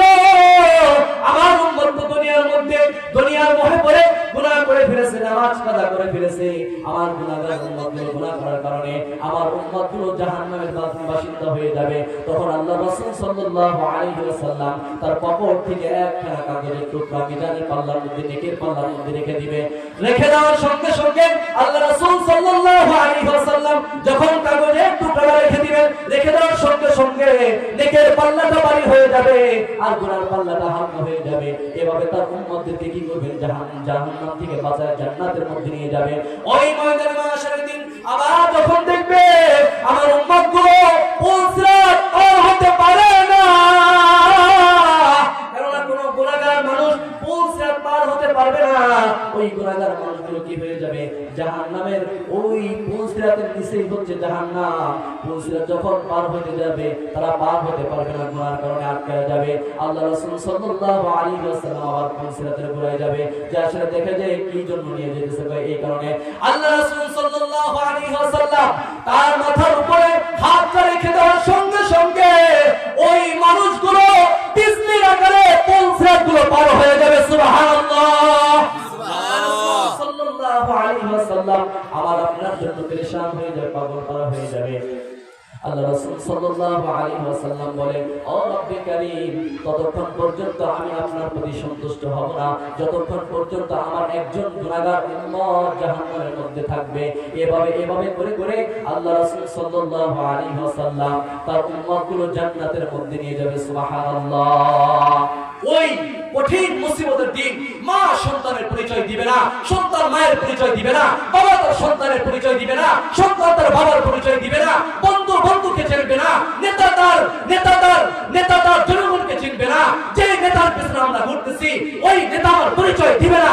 ও দোস্ত, এটা তো দূরের কথা, আজকে যদি আমি বিপদের মধ্যে দুনিয়ার মধ্যে পড়ে যাই, নেতা তার জান মাল নিয়ে নিরাপদ জায়গায় আশ্রয় নেয়, তার জনগণের খোঁজ খবর রাখে না। কথা বলে ঠিক কিনা? এই দুনিয়ার মধ্যেই যা আমার পাশে থাকতে পারে না, বিপদ আমার পাশে থাকতে পারে না, তারা কখনোই আমার কবর, আমার হাসর, আমার পুলসিরাত, আমার মিজান এগুলো কখনো কি করতে পারবে না, সহযোগিতা করতে পারবে না। কথা বলে ঠিক কিনা? যে রাসূল আমার আপনার জন্য এত পরিশ্রম করবে, এত কষ্ট করবে, ওই রাসূলের একটা সুন্নাহ আমাদের জীবনে বাস্তবায়ন করতে পারবো না ইনশাআল্লাহ? পারবো তো ইনশাআল্লাহ? রাসূলের প্রতিটা সুন্নাহ আমাদের জীবনে বাস্তবায়ন করতে হবে। রাসূলের প্রতিটা সুন্নাহ আমাদের জীবনে বাস্তবায়ন করতে হবে। রাসূলকে সাহাবীরা কেমন মহব্বত করতেন, ভালোবাসতেন। আল্লাহু আকবার, আল্লাহু আকবার। নিজের জান পর্যন্ত রাসূলের জন্য বিলিয়ে দিতেন, নিজের জান পর্যন্ত বিলিয়ে দিতেন। এক মহিলা আল্লাহ রাসূল সাল্লাল্লাহু আলাইহি ওয়াসাল্লাম এক যুদ্ধের লোক দাঁড় করেছে, কে যুদ্ধে যাবে, কে যুদ্ধে যাবে, তাদেরকে যুদ্ধে দেওয়া উপযুক্ত তাদেরকে বেছে বেছে পারমিশন দিয়ে দিচ্ছে। এক পাশ দিয়ে মহিলাদের, আরেক পাশে পুরুষ। এক মহিলা তার ছোট কোলে শিশু বাচ্চা নিয়ে পুরুষদের লাইনের মধ্যে দাঁড়িয়ে সকলেই আল্লাহ রাসূল সাল্লাল্লাহু আলাইহি ওয়াসাল্লাম বাছাই করেন।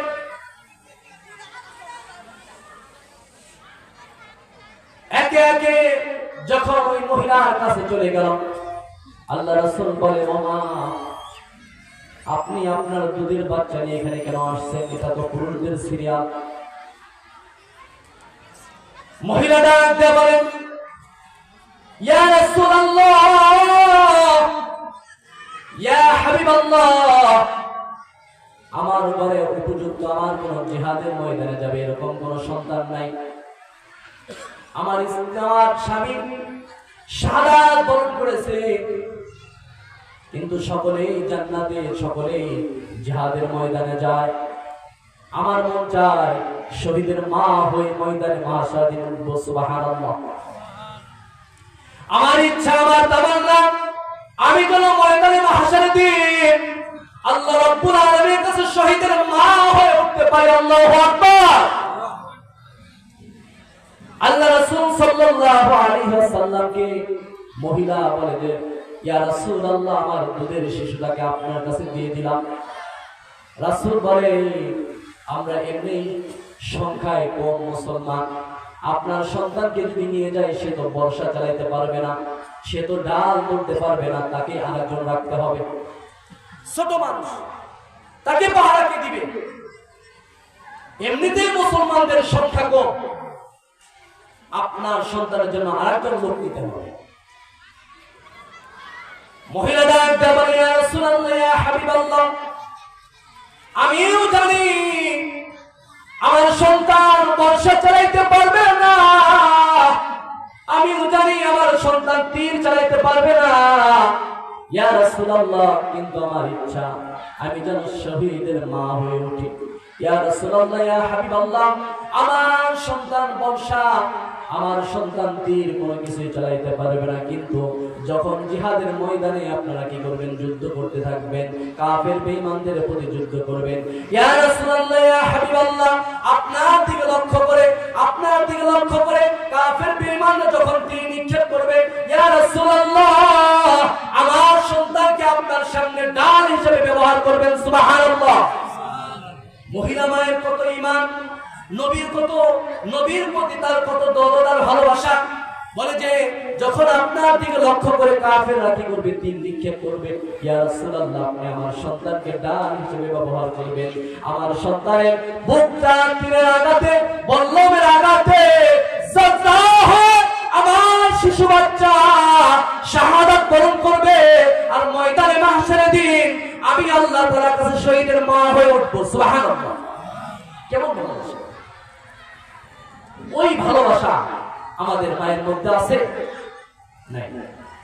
এজন্য ওই ঈমান, তাদেরও মৃত্যুর চিন্তা আছে, আর আমার আপনারও মৃত্যুর চিন্তা আছে। কথা বলে ঠিক কিনা?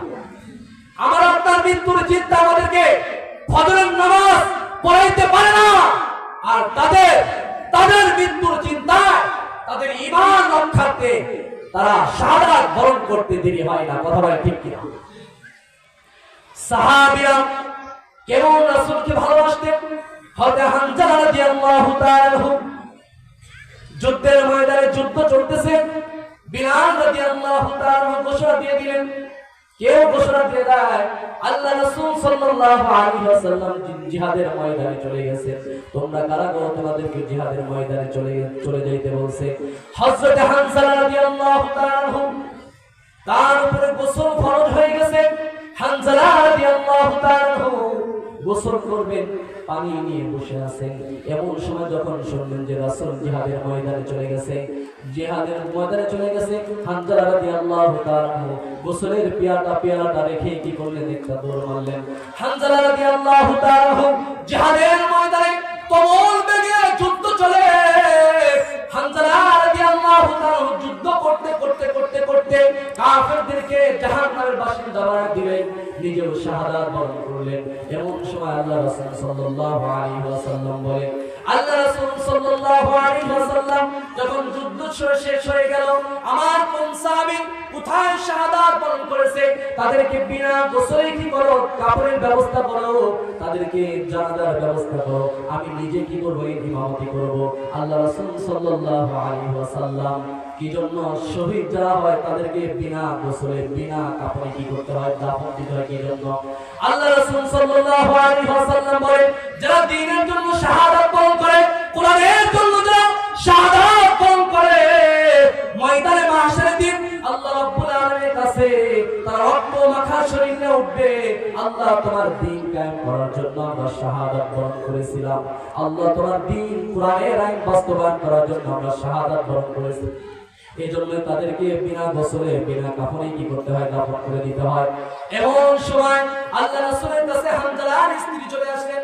হানজালার স্ত্রী চলে এসে বলে, ইয়া রাসূলুল্লাহ, ইয়া হাবিবাল্লাহ, আমি জানি যারা শাহাদাত বরণ করে তাদেরকে বিনা গোসলে কি করতে হয়, দাফন করাইতে হয়।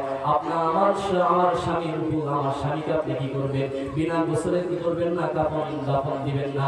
আল্লাহ রাসূল সাল্লাল্লাহু আলাইহি ওয়াসাল্লাম বলে, কেন তোমার স্বামীকে? আবার বলে, আমার স্বামী হচ্ছে হযরত হানজালা রাদিয়াল্লাহু তাআলা আনহু, আমার স্বামী হচ্ছে হানজালা। হানজালার উপরে গোসল ফরজ হয়ে গেছে। এই জন্য বলে দিল, রাসূল জিহাদের ময়দানে গেছে, তোমাদেরকে জিহাদের মধ্যে যাইতে বলছে। আমার স্বামী গোসলের পানি রেডি, গোসল করবে এমন সময় ফরজ গোসল বাদ দিয়ে খোলা তরবারি নিয়ে ময়দানের মধ্যে এসে আমার স্বামী কি করছে? শাহাদাত বরণ করেছে। আল্লাহ রাসূল সাল্লাল্লাহু আলাইহি ওয়াসাল্লাম বলে, আল্লাহ রাসূল সাল্লাল্লাহু আলাইহি ওয়াসাল্লাম বলে, ও আমার সাহাবীরা, দেখো তো হানজালার লাশটা কোথায়? হানজালার লাশটা দেখে নিয়ে আসো। আল্লাহ রাসূল সাল্লাল্লাহু আলাইহি ওয়াসাল্লামকে আল্লাহ রাব্বুল আলামিন জানায় দেয়, ও জিবরাইল, আমার বন্ধুকে জানায় দাও হানজালাকে দুনিয়ার পানিতে গোসল করাইতে হবে না। আমি আল্লাহ রাব্বুল আলামিন হানজালার প্রতি খুশি হয়ে হানজালাকে হাউজে কাউসারের পানি দিয়ে গোসল করা দিয়েছি। হানজালাকে গোসল করাইতে হবে না। আল্লাহ রাসূল সাল্লাল্লাহু আলাইহি ওয়াসাল্লাম বলে, ও সাহাবীরা, আমার হানজালার কাছে তোমরা যাও না, কারণ আল্লাহ রাব্বুল আলামিন আসমানের ফেরেশতাদেরকে দিয়ে জান্নাতের পানি দিয়ে হানজালাকে গোসল করা দিয়েছে। সুবহানাল্লাহ। একজন সাহাবী বলে, আমি তো রাসূলের কথা বিশ্বাস করি, কিন্তু আরেকটু বাস্তবায়ন করার জন্য দেখার জন্য গেলাম, দেখি যে আল্লাহ রাসূল সাল্লাল্লাহু আলাইহি ওয়াসাল্লামের সাহাবী হযরত হানজালা রাদিয়াল্লাহু তাআলা আনহু চুল বেবে, দাড়ি বেবে কেবল গোসল করলে পারে মানুষের শরীর থেকে যে রকম পানি ঝরতে থাকে, আমি দেখতেছিলাম হানজালার শরীর থেকে, হানজালার দাড়ি থেকে চুল বেবে পানি পড়তেছে। সুবহানাল্লাহ। তারা কি রকম নবীকে ভালোবাসতেন, নবীর জন্য জীবন দিয়ে দিয়েছেন। এই জন্য আমার ভাইরা, আমার বাবাজিরা, আমাদেরকে একদিন মৃত্যুবরণ করতে হবে। ওই রাসূলের আদর্শ আমাদের জীবনে বাস্তবায়ন করবো বলা গেছেন ইনশাআল্লাহ। আল্লাহ তাআলা আমাদের সকলকে এই কথাগুলোর উপর আমল করা তৌফিক দান করুন। সকলে বলে আমিন। আখির দাওয়ানা আলহামদুলিল্লাহি রাব্বিল আলামিন। যা বললাম শুনলাম, আল্লাহ তাআলা আমাদের সকলকে আমল করা তৌফিক দান করুন। আমার জন্য সকলে দোয়া করবেন, আমিও দোয়া করি আল্লাহ রাব্বুল আলামিন যেন আমাদেরকে দ্বীনের কথাগুলো যেন আমরা মানুষের ধারে ধারে ইখলাস নিয়ে বলতে পারি। আল্লাহ তাআলা সেই তৌফিক দান করুন। আমিন। আসসালামু আলাইকুম ওয়া রাহমাতুল্লাহ।